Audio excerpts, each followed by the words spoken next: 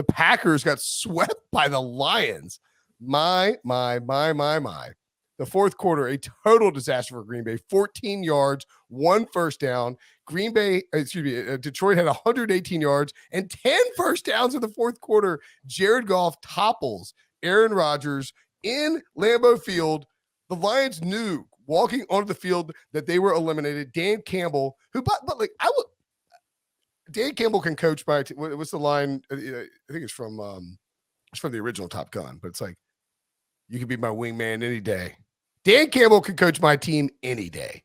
Like, that dude laid it all on the line despite not having anything on the line, just to beat the Packers and knock them out of the playoffs, to get a winning record, 9-8, incredible year for the Lions. Packers are sent packing, and the Seahawks are into the playoffs, heading to San Francisco. Good luck with that one. I thought maybe, and we can get into this a little bit, I guess, but Aaron Rodgers after the game, Breech, Jameson Williams comes up to him and says, "Hey man, let me get that jersey." He goes, "I think I'm going to hold on to this one."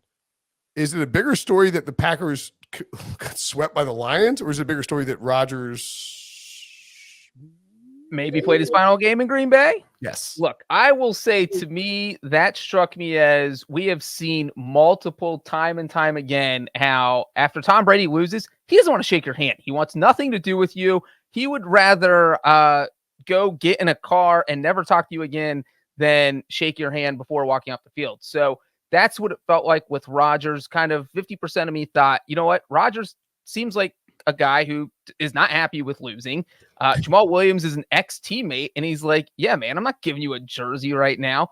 But I do agree that, there is definitely. No, it was Jameson Williams, a rookie, not Jamal. Oh, yeah, James. Okay, either way, it's you're not giving your jersey away because, hey, yeah, no, I'm not giving it to you. I just lost. I'm upset. Get away from me. That's my exact thought. And so, but yeah, definitely, I think there is that you can't help but think that Rodgers is thinking, you know what, maybe I'm going to hold on to this one just in case this was the last game I ever play in the NFL. But man, if it is, not a great way to go out, because he made some disastrous throws and even got bailed. He only threw one interception, got bailed out on another interception because the Lions got called for illegal hands to the face. But if you're the Packers, Jared Goff was the better quarterback in this game. I think that's the bottom line. And so that's a big reason why the Lions won. Breech, who is the biggest Jared Goff homer on this podcast? I've been talking up Jared Goff for months now. I love my man, Jared Goff. And here's the sort of a fun story. There are a lot of fun stories from week 18, but one of the fun stories for me is that retread Jared Goff saves the season, not only for the Lions because they finished 98, but for also Eugene Cyril Smith III by beating the Packers that allows Geno Smith to get into the playoffs. And if you go back to August, we all thought that none of those guys would be quarterbacks at this point in the season, Jared Goff and Geno Smith. So shout out to both of them for the way they finished. And I think you're right, Breech. It's not an exaggeration to say that Jared Goff outplayed Aaron Rodgers on Sunday night, and he outplayed him for large chunks of this season. When these teams met in week 9, do you guys know, without looking, what the Lions' record was? And they swept the Packers, so you'll get a hint. They won a game in week 9. But what was their record in week 9? They started 1-6, so probably before the game. Yeah. Say by 2-7. No, 2-8. Oh no, sorry, 2-6.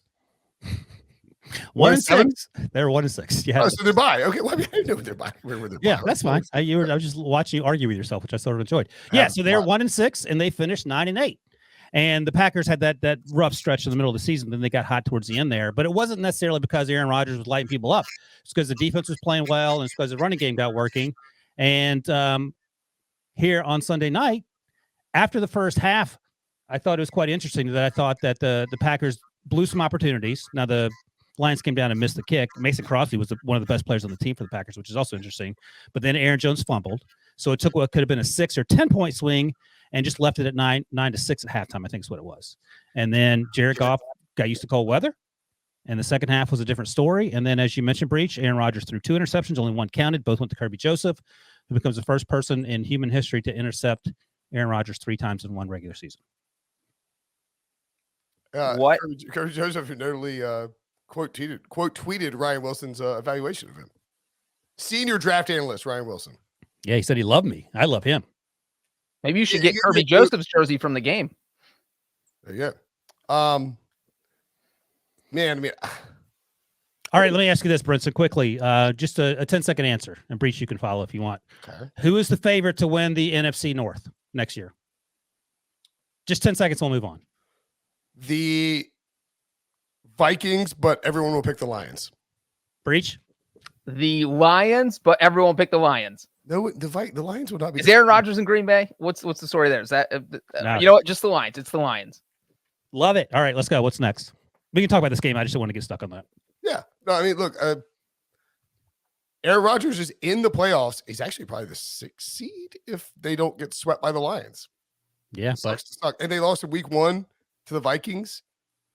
And I should say, I've said all along that I don't know if Dan Campbell could coach, but I'd run through a wall for him. To your point, Brinson, my man can coach. And some of the plays that he okayed, I don't know if he called them, but the ones that he okayed, like the one late in the game, the screen. It wasn't technically a hook and ladder, but it was a hook and ladder. It was a variation of that on a quick throw to Amon-Ra St. Brown, I think. Some of the plays DeAndre Swift made, the decision and Breech. You need to own this. You wanted to kick the field goal at the end. No. What did I say after that? I said, you know what? The Lions After they got the playoffs, you have nothing to lose. No. I said as soon as I answered the question, my second response was they have nothing on the line. You just play for the win. I do think it's reasonable to ask: would the Lions have run the screen hook and ladder play on that spot, and would they have gone for it? Now, if the Seahawks had lost, Lovie Smith had said, "No, I get it." Lovie Smith had said during his game that they had nothing to lose, basically admitting that we play differently when the games doesn't matter. I feel like Dan Campbell is who he is. We're getting a lot of questions in the chat about Quay Walker. Yeah, the Packers made look. Packers. I could not stop laughing at that Quay Walker. I don't even know what was going on there. He shoved an athletic trainer. I think what happened. My guess. Hamlet. I mean, like, what are you doing, bro? And we had Rasul Douglas walk up the middle of the line. I think that needs an explanation because that was too weird even for Breech and his special teams brain. It went from a 48-yard field goal attempt to a 33-yard chip shot. The Packers, the Packers were not a good team this year.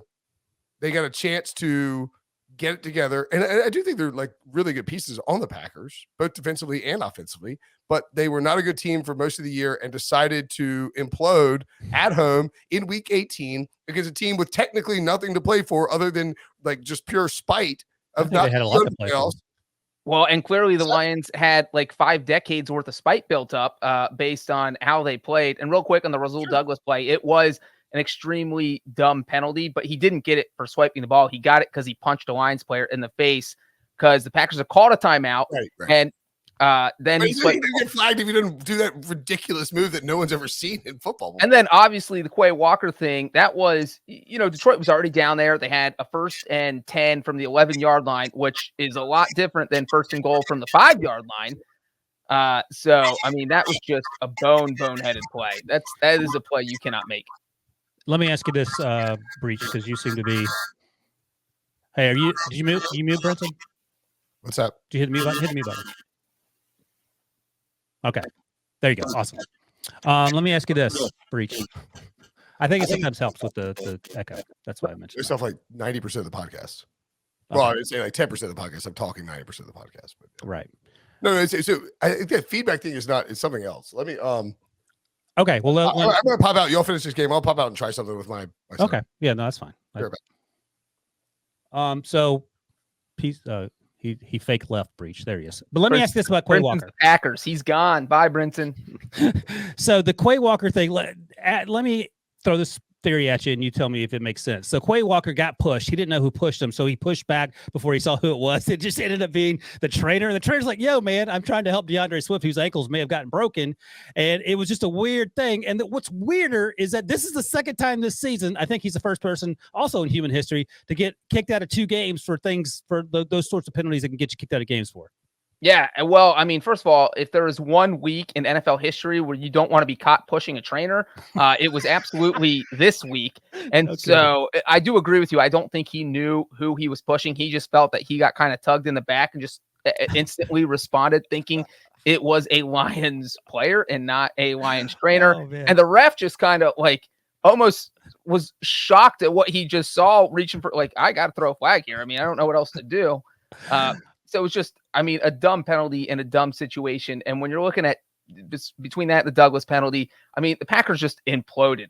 I think we do agree on the quarterback thing about who played better, but I felt like it was a pretty even game. It wasn't like the Lions were the better team or the Packers. No. They both looked good in spurts. Yeah, that's right. But when you have 2 dumb penalties, those kind of things can be the difference in something like this. And now Ryan, your buddy. Which one? Eugene Cyril Smith III. I've been trying to memorize that all season.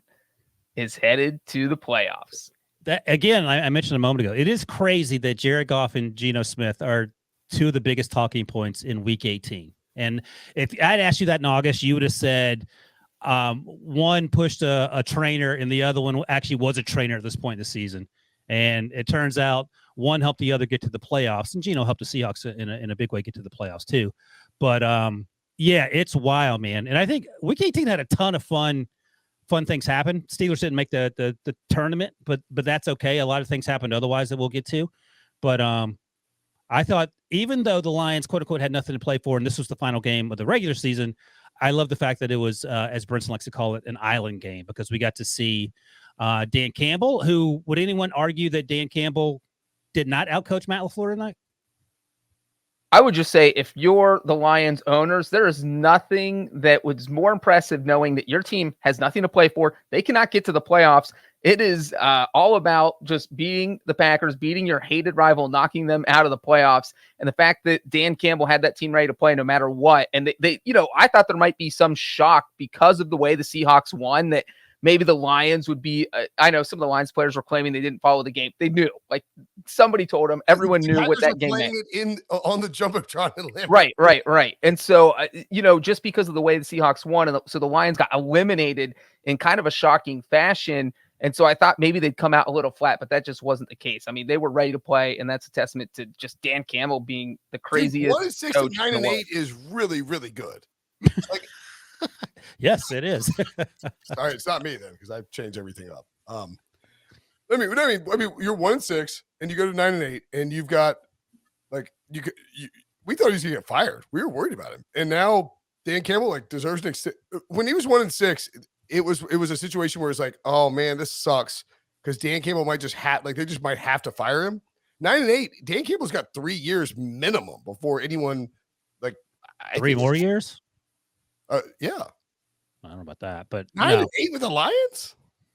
Yeah, I mean, I think it should be a serious conversation for Coach of the Year. I mean, he probably won't get it, but he should get some votes. There's too many candidates. I don't disagree, but there's too many candidates. Yeah. Sirianni, Doug Peterson, Dable. Yeah, I just said he should get some votes. Bobby Smith. So he should be what?